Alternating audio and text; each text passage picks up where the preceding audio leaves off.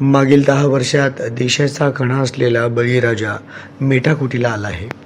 सत्तेतील भाजप सरकारने खतांचे भाव वाढवले, दुधाला भाव नाही, पीक विमा मिळत नाही, कांद्यासह शेतीमालाला भाव नाही, पाणी प्रश्न तर गंभीर आहे. यामुळे हे भाजपचे सरकार शेतकऱ्यांच्या मुळावर उठले असल्याची घणाघाती टीका सोलापूर लोकसभा महाविकास आघाडीच्या उमेदवार प्रणिती शिंदे यांनी केली आहे. प्रणिती या मंगळवेढा तालुक्यातील गावभेट दौऱ्यावर आहेत. यावेळी त्यांनी प्रणितींनी सरकारवर हल्लाबोल केला.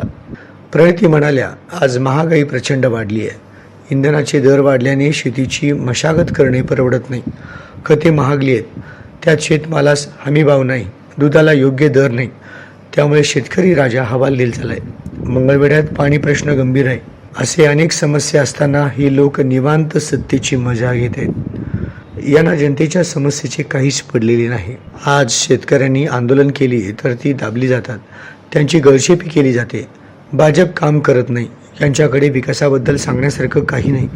हे फक्त आश्वासन देतात. मागील 10 वर्षात त्यांनी फक्त खोटी आश्वासने देऊन मते घेतली.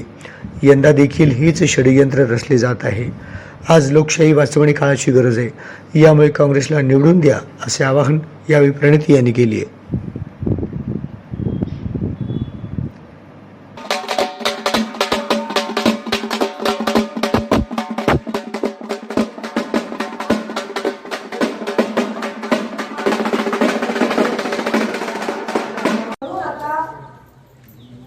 काँग्रेसची गरज पूर्ण देशाला आहे. आणि मी तुम्हाला सांगते, सगळीकडे शेतकऱ्यांचा रोष आहे.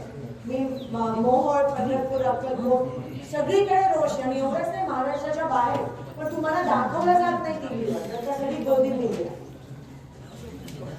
आणि हे म्हणतात अबकी बार 400 पार, तसं काही नाही. अबकी बार 100च्या पुढे पण जाणार नाही, ते त्यांना माहिती आहे.